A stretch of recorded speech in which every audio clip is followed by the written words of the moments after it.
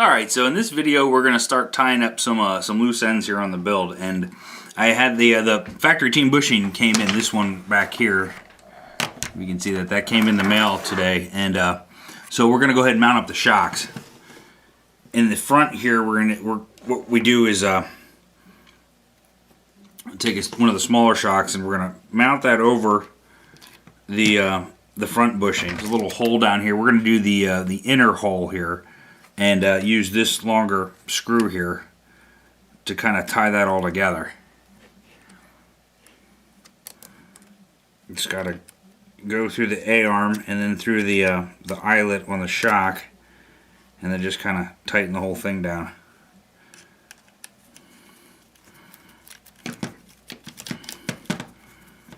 Two positions. The manual shows the using the inner hole, but you have two positions, and you have two positions, an inner hole and an outer hole, and we're just going to use the inner hole, and then just slide the shock up over the bushing, and then they include these nylon. I'm assuming they're they're probably not nylon.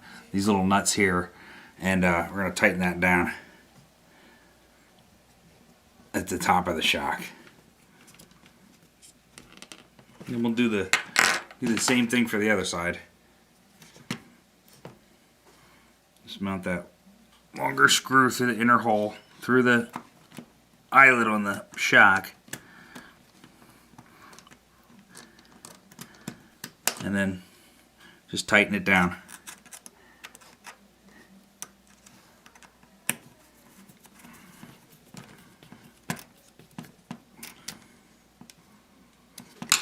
We have the front shocks mounted. Now we'll work on the back. There's two holes here. We'll use the inner hole.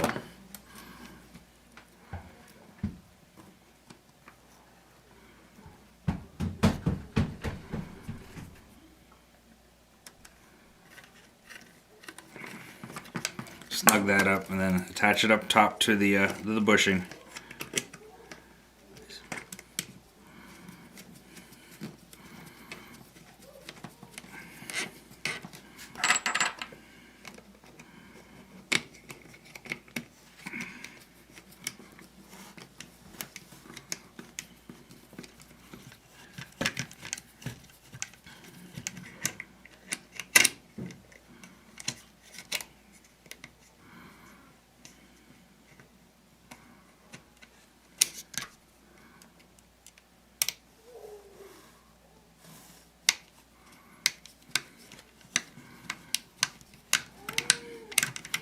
So there we go. We got two shocks in the back, two shocks in the front.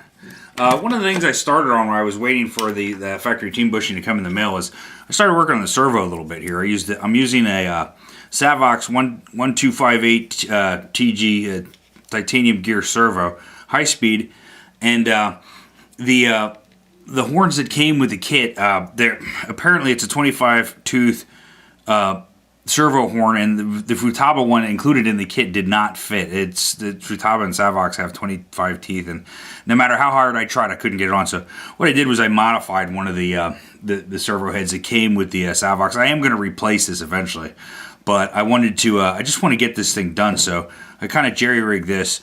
You have factory team servo mounts. I didn't use spacers. I like that a little bit better. It lined up a little bit better with the bell crank.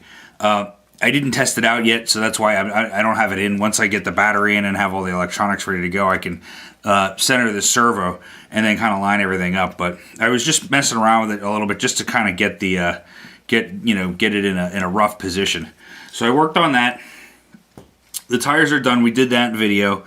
So next thing I'm going to do is I'm going to install the motor in the back. I didn't want to spend too much money on the brushless system. I'm trying to keep this under budget. So I went with a LRP spin brushless combo. Here I have a 17.5 turn motor, and the speed control here, it's splash proof. We're not going to waterproof this like we did the other SC10 because that was my racer and a basher. This one's just going to be used on the track and maybe in the street a little bit. So we're just going to get these guys in and you know, when our the battery still hasn't come in the mail yet. So when we get that in, we'll test it. But I'm going to go ahead and install that, and then I'll show you what I did when I'm done.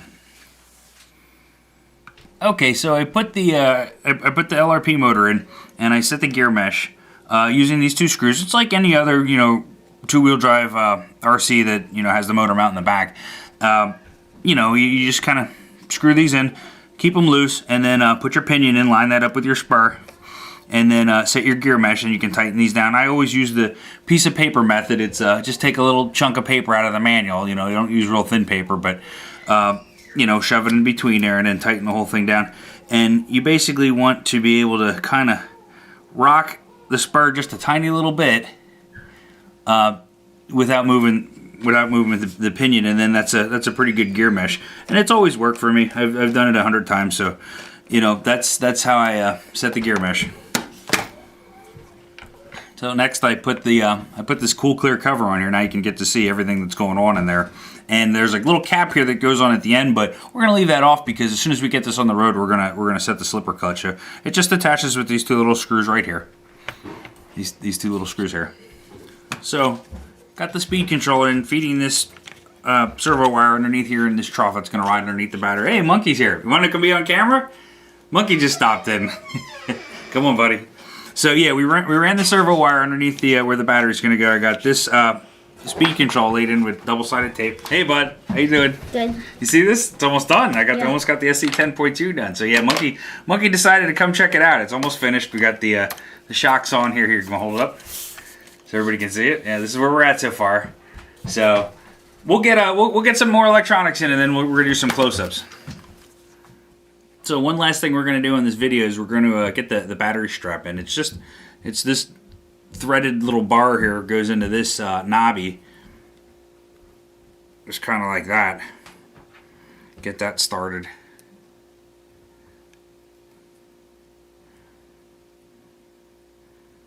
Easier said than done. That's the name of this kit. And then just kind of, I guess, feed it in. Let's see if I can get that on a little bit better. Wow, this is not easy. Yeah, they don't give you anything you can really kind of clamp down on. I don't really want to put it in the vise. So just get it started, I guess, and then just kind of tap it into here. But that's the little knobby there that's gonna. There's 2 of them that's gonna hold a cool ass carbon fiber battery strip down here. I got to take it out of the bag first. But let's finish. We'll finish torquing these down, and then we'll check that puppy out. Can't really set up my foamies yet for the batteries because I don't have the battery. It's coming though. The battery will be here within the next day or 2. So yeah, I kind of took my time ordering it. I didn't know what to go with. I'm going with a Wolfpack just because it was cheap and available. But I have a bunch of different batteries I'm looking at. My first light bulb. I didn't really want to go too crazy, and this build is way over budget. So I just went with something that I could get pretty cheap. I had a good coupon, and what I'm looking for in the future is something with a really long run time, so I can just basically go out on the track and the car will die before, or I'll die before the car dies. So that's my goal, is to just have a, you know, really high capacity 2-cell battery, 2-cell LiPo, and just be able to go out and practice and practice and practice without stopping all the time, and you know, keep my performance at the same level.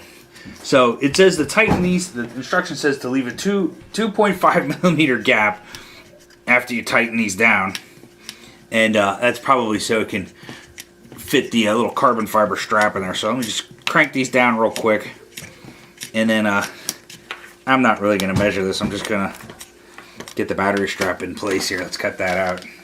And I got more foamies in the bag here. So yeah, I can't really set that up, and I'm not really sure how to set that up either. I don't know where I want the battery to sit, because I honestly don't know how it's going to handle better. I mean, should it be back further, you know, so you get more traction in the back? Should it be balanced? I don't know. So lots of things to think about. But anyway, this strap's just going to slide in here like this. I guess it doesn't really attach to anything in the back, and then just go over top of these little knobbies here, and then that'll hold your battery in place. So yeah, it doesn't really have anything that it just kind of locks into. It's just free floating, I guess, in the back, and then your battery will just kind of keep that up like that. So that's pretty much it. We could slap the tires on a while. So right now I have the camera off the tripod. I'm just kind of giving you some shots here. It's basically a roller right now. You know, the kit's pretty much done. I need to get the radio out of the box. I got a pretty cool radio. We'll keep that for the next video. But there it is. That's what it's gonna look like pretty much. Now, just to give you a little pan here. This is what my work area looks like after a month of building this. I don't think it's been a month, but it felt like it. So this is where I've been working all this time. And we got cool body from Peaky Paint over there. Now you guys probably saw that if you're checking out his channel. We'll get that mounted up soon too. So the last video we'll have the radio in there and we'll show the body mounted up. I want to get some really cool shots with the dolly. And so that's it. And we've got the cool motor in the back. ESC, the carbon fiber strap there. Got the shocks on. So take a good look. It's never going to be this nice again.